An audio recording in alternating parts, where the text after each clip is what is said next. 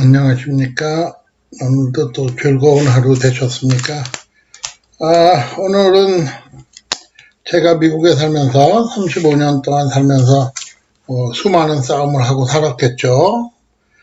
대부분 정부하고 하는 싸움이겠지만 억울하게 딱질 먹을 때든가 할 때 저는 많이 싸웁니다. 그래서 싸워서 이긴 우리 뉴욕 김 선생의 3대 대첩 얘기를 한번 해보겠습니다. 이순신 장군처럼 적국을 무찌르는 건 아니지만 최소한 제 손해를 예방했다. 그리고 억울한 일을 당하지 않았다. 이런 면에서 제 스스로가 3대 대첩이라고 이름을 붙이고 있습니다. 그래서 물론 또 더 중요한 것들도 있지만 어떤 교훈을 얻기 위해서 이 3대 대첩 얘기를 해보도록 하겠습니다. 제일 먼저 이게 이제 지금으로부터 한 30년 전에 브루클린에서 있었던 일인데, 학교를 가려고 이제 차를 몰고, 그때는 지하철을 타고 다녔는데 가끔 한 번씩 차를 몰고 다녔습니다. 차를 몰고 이제 고속도로를 타고 쭉 와가지고 그 유명한 라스트 엑짓 인 브루클린, 그래서 브루클린의 마지막 엑짓, 영화에 나온 제목과 비슷한 브루클린 엑짓에서 밑으로 쭉 내려왔습니다. 차를 몰고 내려와가지고 이제 좌회전을 해가지고 가야 되니까 좌회전을 해가지고 가고 있는데 뒤에서 뭐가 번쩍번쩍 거려요. 그래서 뭔가 보니까 경찰차야. 그래서 거기가 이제 이게 2차선 도로에 3차선인데 한 차선은 주차하는 차들이 막고 있었으니까요. 2차선으로 가고 있는데 뒤에서 번쩍번쩍 거려. 그래서 이제 조금 더 가다가 공간이 나서 옆에 그러니까 피했습니다. 보내주려고 경찰관을. 그때 내 뒤에 딱 세우는 거예요. 그러더니 조금 있다가 두 대가 더 와, 차가. 그러더니 내 앞을 탁 막아요. 그래서 뭔가 했더니 그 뒷차에 경찰이 내리더니 너 내가 서라 그랬는데 왜 안 서냐 이거예요. 그래서 무슨 소리냐, 네가 언제 나보고 서라 그랬냐, 난 지금 너 처음 봤다 했더니 자기가 계속해서 서라고 그 사인을 보냈다 이거예요. 그래서 그러더니 이제 면허증하고 자동차 등록증, 보험증을 달라고 그러더라고요. 미국에서 그 싸워봐야 소용이 없으니까 줬죠. 줬더니 조금 있다가 딱지를 무려 3장을 끊어갖고 오더라고요. 그래서 보니까 한 장은 스탑 사인에서 쓰질 않았다. 미국은 사실 스탑 사인에서 안 쓰는 거는 빨간불하고 똑같은 그런 신호 위반에 속합니다. 그리고 두 번째 티켓은 내가 자기가 쓰려고 그럴 때 이쪽으로 옆으로 빠지면서 깜빡이를 안 켰다 이거예요. 신호등을 안 켜고 차선 변경을 했다. 세 번째는 또 자기가 나를 봤을 때 네가 안전벨트를 안 매고 있었다.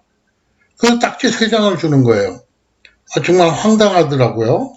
그 당시에 제가 학생이라 10불, 20불도 큰 돈인데 딱지 3장이면 당시 벌금으로 한 2, 300불 되는 데다가 거기다가 또 그런 딱지를 먹으면 벌점을 받아서 보험료가 올라가게 돼 있죠. 뉴욕시는 보험료가 아주 비쌉니다. 미국 전체에서 제일 비싼 동네 중에 하나가 뉴욕시입니다. 그래서 어떡합니까? 딱지를 받았으니까 이제 일단 딱지를 받은 상태에서 이제 그날은 그냥 학교에 갔고, 그리고 그걸 낼 수는 없죠, 우리가. 낼 수는 없으니까 이제 자리를 제가 한번 더 가봤습니다. 그랬더니 경찰이 온 방향하고 내가 고속도로에서 내려간 길이 한 45도 정도 이렇게 꺾여 있는 길이더라고요. 그래서 사진을 다 찍었습니다. 그 동네 사진을. 내가 내려온 길, 그 다음에 그 사람이 경찰관이 왔던 길. 그래가지고 이제 재판을 청구했습니다. 약식 재판이죠, 물론. 미국은 그런 교통위반 티켓을 먹었을 때 재판을 원하는 사람들은 약식 재판을 청구해가지고 하게 돼 있습니다. 그래서 알려주기는 3번 연속 경찰관이 무슨 특별 한 일로 출석을 못하면 무죄가 된다, 뭐 이런 게 있었는데, 그래서 이제 법정에 가는데 그때 이제 저희 애가 어렸습니다. 한 4살 뭐 그 정도 됐는데 봐줄 사람이 없어서 이제 애까지 데리고 또 부지런히 그 브루클린에 있는 그 트래픽 바이올레이션 코트에 갔죠. 가가지고 이제 한 시간 반 정도 기다리는데 뭐 전부 그냥 뭐 유죄 이러고 넘어갑니다. 듣지도 않아요. 그 사람들은 사실 그 법관들도 아니거든요. 일종의 그 행정 직원들인데 듣지도 않고 막 그러고 있더라고요. 근데 이제 드디어 제 차례가 됐습니다. 그래서 제가 무슨 소리냐? 거기서 나 분명히 섰다. 내가 쓴 자리에서 여기 줄이 이렇게 있지? 스탑 사인이. 이 자리는 제가 오는 방향에서 내가 섰는지 안 섰는지 볼 수가 없는 자리다. 그 제가 못 본 거지 내가 안 쓴 게 아니다. 그리고 나는 법을 위반한 일이 없기 때문에 그 걔가 나보고 서라 그러는지 몰랐다. 그래서 난 경찰차가 뒤에서 어디 급하게 가는 것 같아서 자리를 비켜주기 위해서 옆으로 차를 뺐다. 그때 내가 뭐 깜빡이를 켰는지 안 켰는지는 기억이 나지 않지만 내가 잘못한 게 없는데 왜 내가 서야 되냐. 그리고 벨트는 매고 있었는데 걔가 오는 걸 보고 내가 풀었다. 경찰관이 오면 벨트 풀고 지시에 따라 준비하는 게 당연한 거 아니냐 이렇게 얘기를 했습니다. 그때 그 사진을 경찰한테 주더니 이게 맞냐 그러니까 그 경찰관이 사진을 보더니 이 자리가 맞는데 자기한테 유리하게 사진을 찍었다 이렇게 얘기를 하더라고요. 그래서 무슨 소리냐 거기 가봐라 그렇게 생겼다. 뭐 내가 유리하게 찍고 사진을 그럼 내가 조작을 했냐 이렇게 얘기하니까 판사가 그 말을 듣더니 맨 앞에 티켓이 무효니까 다 무효가 되는 겁니다. 나머지는 그것 때문에 벌어진 일이니까. 그래서 티켓 3장을 다 무효를 받아가지고 아주 기분 좋게 집에 돌아왔죠. 그때는 뭐 그게 엄청나게 큰 돈이었기 때문에 내가 하루 종일 12시간 밤새고 일하면 50불 받을 텐데 그래서 그게 1차전이었습니다. 그래서 1차전에서 받은 그 경험은 뭐냐면 증거를 갖고 싸워라. 가서 억울하다고 말로 아무리 해도 소용없고 미국 사람들을 설득하는 데는 증거, 사진 혹은 써 있는 것 이런 것들을 들고 가는 게 제일 좋은 방법이다. 그것이 첫 번째 교훈입니다. 두 번째는 이제 제가 그 교사가 되면서 그 서약을 한 게 있습니다. 뭐냐면 당시만 해도 미국 공립학교 교사는 특히 뉴욕주는 미국 시민권자만 될 수가 있었습니다. 왜 그러냐면 미국 시민을 교육시키는데 외국인 손에 맡길 수 없다. 그런 어떤 원칙이 있었거든요. 그리고 또 교사가 되는데 가장 까다로운 그 FBI 신원조회를 거쳐야만 되는 그런 과정이 있었습니다. 그래서 뭐 이제 FBI 신원조회는 사고 친 게 없으니까 무사히 해결이 됐는데 시민권이 없다는 거는 문제가 됐습니다. 그런데 당시 과학과 수학 교사가 모자라서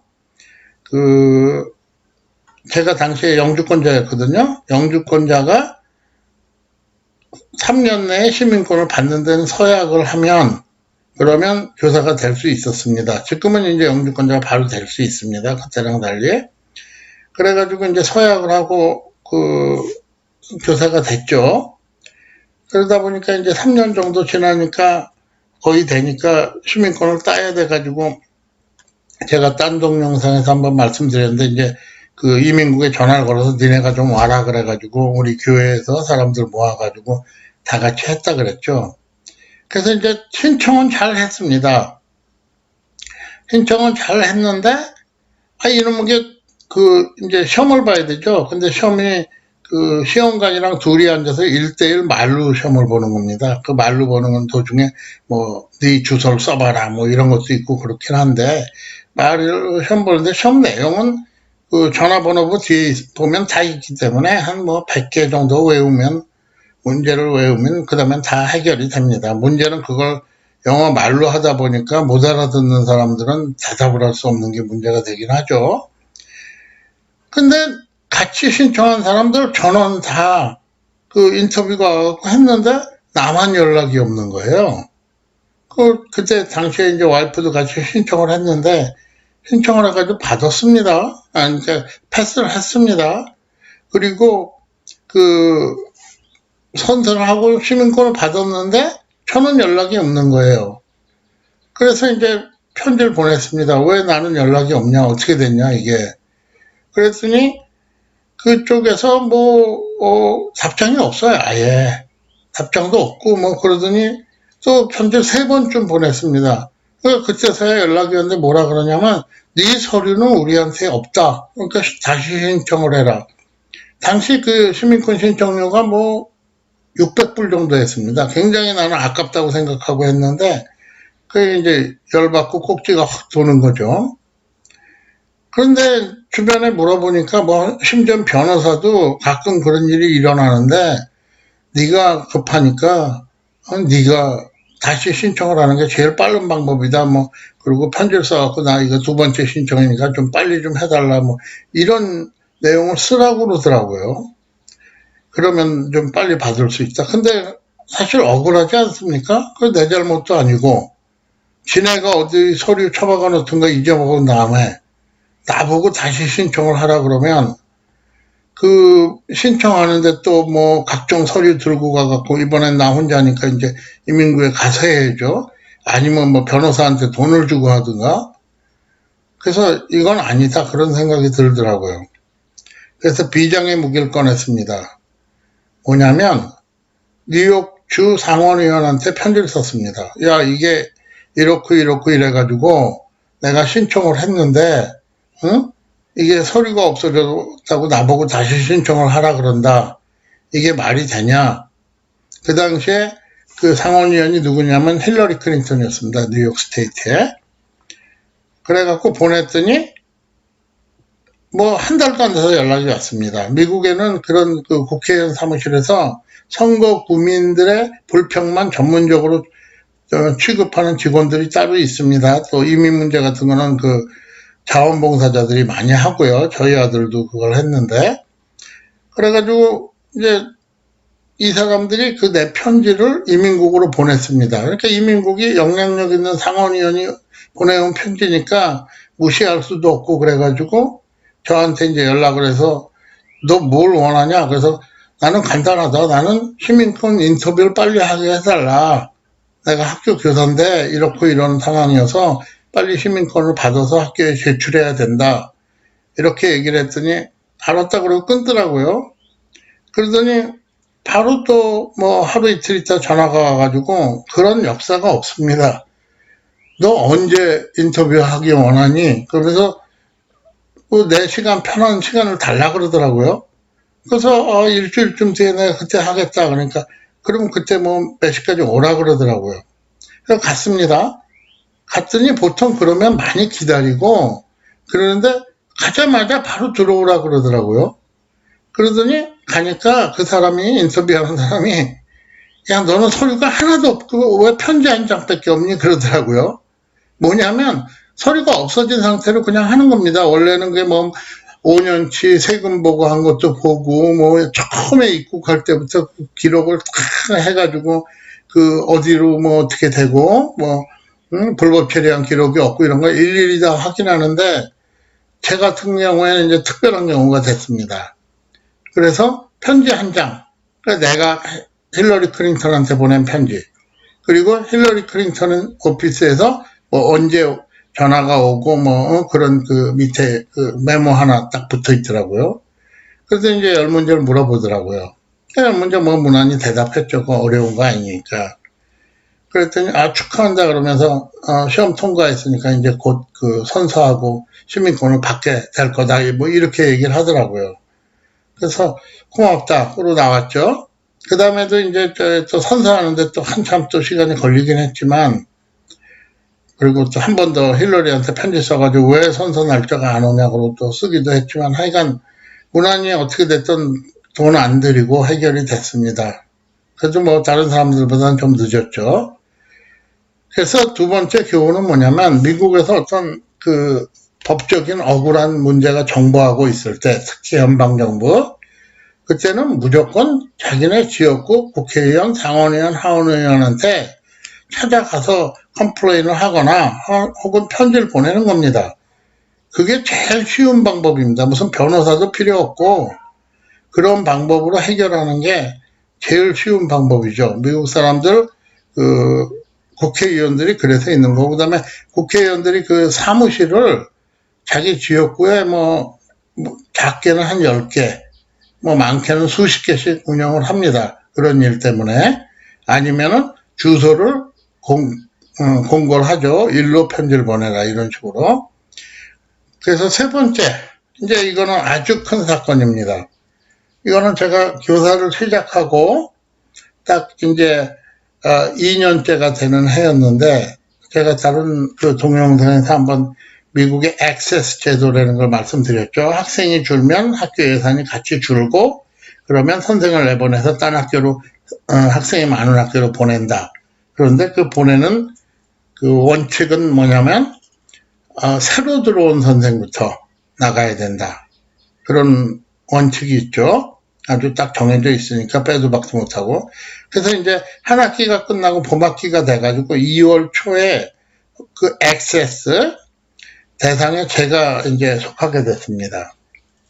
그래가지고 이제 뭐 액세스 하려니까 해야죠. 그전에도 그 전에도 뭐 한 두세 번 됐습니다. 액세스가. 그래서 액세스가 돼서 이제 가려는 학교로 갔죠. 갔더니 교장이 이제 제일 마음에 안 드는 거는 이제 학교가 중학교였던 겁니다. 그래서 중고등학교가 하나의 시스템이니까. 그래갖고 가니까 과학을 가르치라 그래요. 그래서 나는 과학 못 가르친다. 나는 수학 선생이다.